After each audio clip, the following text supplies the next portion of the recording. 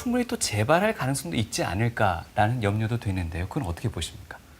실은 우울증은 재발을 많이 하는 질환으로 볼 수가 있습니다. 예. 그리고 저희 치료 목표 중에는 재발을 막는 것이 치료의 아주 중요한 목표 중에 하나가 되겠습니다. 제가 그런 점을 좀 말씀드리기 위해서 이제 우울증의 경과에 대해 좀 설명을 드리고 싶은데요. 네.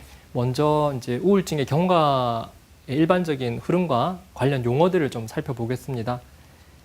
이 그래프에서 이 검은색으로 쭉 아래쪽으로 처졌다가 올라가는 것이 그 환자분의 기분이라고 할 수 있습니다.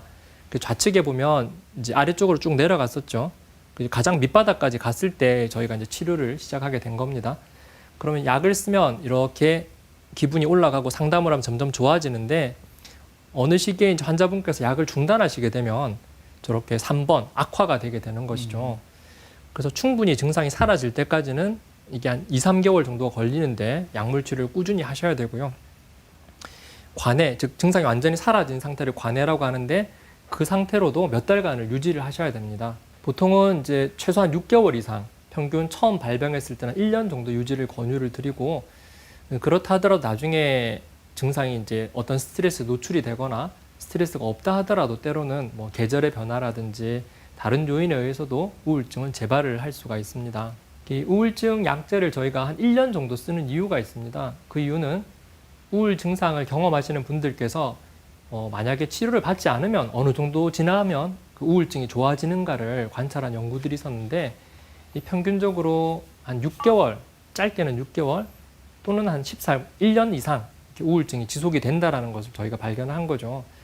그러니까 약을 먹고 지금 좀 좋아지셨다고 해도 원래 경과 자체가 한 1년 정도는 우울증이 쭉 가는 것으로 예상을 하기 때문에 너무 섣불리 약을 끊으면 이 증상이 도로 재발할 수밖에 없다는 겁니다. 그래서 13개월 이상 지날 때까지, 즉 한 1년 정도 지날 때까지는 약을 유지해 주는 것이 필요하다는 것이고 이건 사람마다 개인 차이가 있기 때문에 이제 1년쯤 약을 드시고 나서 약을 서서히 줄여서 한번 반응을 지켜보는데 약을 줄이고 나서 한 2달 정도 재발하지 않으면 치료가 끝났습니다라고 저도 말씀을 드립니다. 하지만 2달이 채 되기 전에 이제 몇 주 안 지나서 다시 예전과 비슷한 증상이 슬금슬금 나타나시는 분도 계시거든요. 그러면 조금 더 약을 더 드셔야 합니다. 이분 경우는 13개월이 아니라 한 15개월 또는 18개월쯤 우울증이 지속될 상황인 것이죠. 그럴 때는 그러면 약을 좀 더 유지하면서 3개월이나 6개월 더 보고 다시 한번 약을 천천히 줄이는 그런 과정으로 진행을 합니다. 지나치게 약을 빨리 중단하면 거의 대부분 재발한다는 것이고 전체 환자의 절반 이상이 5년 이내에 재발을 하는 것으로 알려질 만큼 재발률이 높은데 이 문제는 재발을 여러 번 하신 분들일수록 예후는 더 안 좋다는 것입니다. 아마도 재발을 할 때마다 뭔가 뇌에서 그 신경세포에 손상이 가지 않나 이렇게 보는 학자들도 있는데요. 재발을 여러 번 하시게 되면 나중에는 재발의 간격도 점점 짧아지게 되고 재발이 나타났을 때 심한 정도도 더 심하게 됩니다.